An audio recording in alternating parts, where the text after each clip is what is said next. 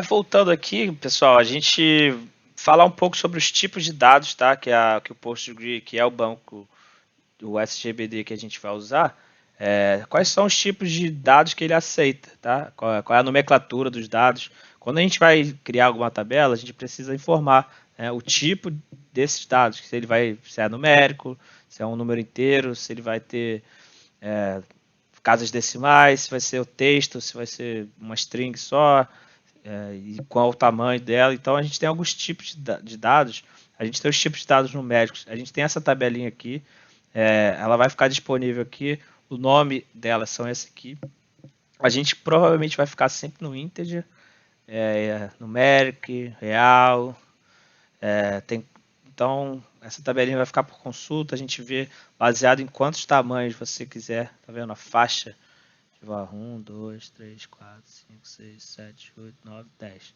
Por exemplo, se a gente quiser algo além de 10 para inteiro, tipo um CPF, a gente precisaria colocar um big int, se for número inteiro. Senão o CPF teria que ser, pode ser texto, né?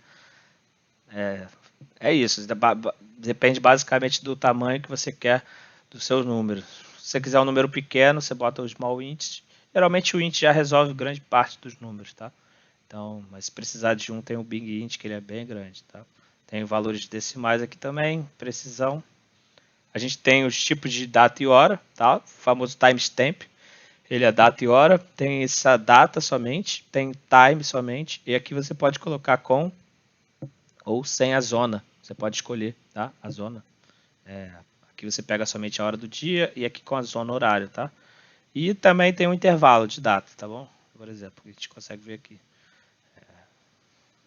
Também temos o famoso tipo de string, né? Aqui tem uma diferença. A gente tem o texto, que ele é uma variável não limitada, então ele você pode ter bastante coisa aqui de texto. Aqui a gente tem duas variáveis, comprimento. Aqui a gente tem o char, que a gente coloca lá, que é uma variável de comprimento fixo. E aqui também um varchar, ele tem já um limite, tá? A diferença de um para o outro, do varchar para o char, é que no char se você colocar um N aqui, você coloca tipo char 50.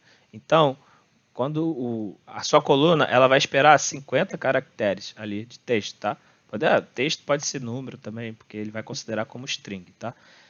Mas, por exemplo, quando você coloca char 50, ele obrigatoriamente vai preencher os 50 espaços de memória que você tem. Se você passar para ele só 8 caracteres, ele vai completar com os outros 42 com espaços em branco. O varchar, ele já entende que se você colocar 50 e passar só 8, ele entende que ele é elástico, né? Ele vai ficar esperando você colocar mais caracteres. Então ele não vai ocupar a memória com o restante. Então ele é mais performático. Então sempre dá preferência a usar varchar do que char. Beleza? E a gente também tem outros tipos de dados que a gente pode usar. Um famoso booleano que é true ou false, né? Verdadeiro ou falso. Por acaso passar um outro valor além dele, ele vai dar tipo desconhecido e ele vai entrar como nulo no SQL. Também a gente pode passar um array, que são as listas ou matrizes, tá? Multidimensionais, que a gente pode colocar, a gente pode passar uma lista, então, para um banco de dados, tá? Uma coluna. E esses dados enumerados são tipos que correspondem a valores estáticos e ordenados, tá?